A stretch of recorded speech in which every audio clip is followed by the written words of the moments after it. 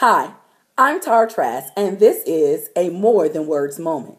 Today's topic, how do you quench your thirst? There was a time when if someone said she looked thirsty, then it probably meant that that individual looked sweaty, like they had been out in the heat all day long, and could use a nice cool drink of water.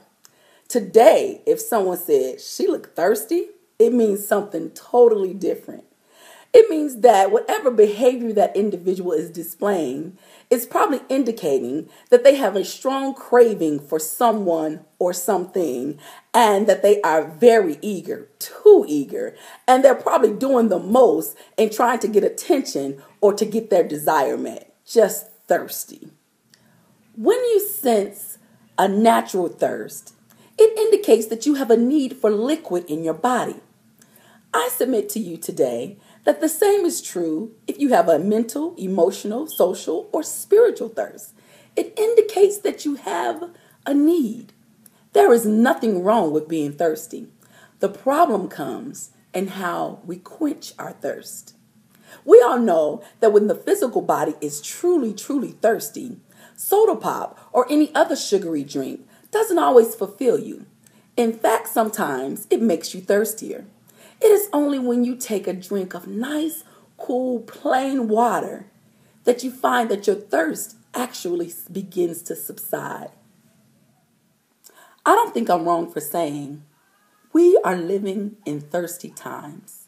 So many people thirsty for attention, thirsty for relationship, thirsty for money and success, thirsty for fame and prestige, thirsty for titles, thirsty for peace, thirsty for love. You can tell we're thirsty by the way we dress or the way we speak or don't speak at all, by the way we hustle and manipulate. You can tell we're thirsty by our overabundant addictions to drugs, alcohol, food, sex, shopping, work, drama, whether on TV or in real life. You can look at our Facebook, Twitter, Snapchat, Instagram, and other social media feeds and tell that we're thirsty. We are living in thirsty times. The thirst is understandable. How we quench our thirst is crucial. Jesus knew a woman who was thirsty. She had gone through men as frequent as one who go through a box of Kleenex. Jesus met her drawing natural water at a well in Samaria. He said to her that everyone who drinks this water will be thirsty again. But whoever drinks the water I give them will never thirst. Indeed, the water I give them will become in them a spring of water welling up to eternal life. The woman said to him, "Sir, give me this water so that I won't get thirsty." This poem I'm about to read is called When I'm Thirsty. And it sort of paints a picture of how I tried to quench my thirst with so many things and so many people and so many activities that did nothing but leave me thirsting for more. I got tired of being thirsty, so I decided to try the living water, that same living water that was given to the woman at the well. There are fruity drinks and coffee drinks and drinks with alcohol. There are soda pops and milk and tea, and I have had them all. Some were sweet and gave quick pleasure, and they made me crave for more. Some were strong enough to make me do the things I now deplore. Some were calming or relaxing, but they drained me all the same. Some were empty and unfulfilling, leaving damage wrapped with shame.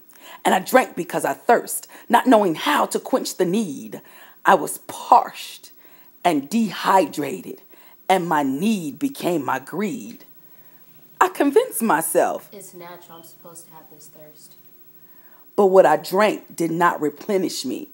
In fact, it made things worse. I began to feed on things that did me much more harm than good, which in return I'd become thirsty. And I drink more than I should, until I took a sip of water. The effects were monumental because the water had a way of going down both strong and gentle. When I drank a lot of water, it flushed me out and filled me up. I began to crave for nothing else to be poured in my cup. I found that when I quench my thirst with water, hunger fades.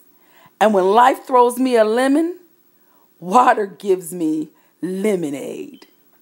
Like a newly planted flower needing rain before it shrinks.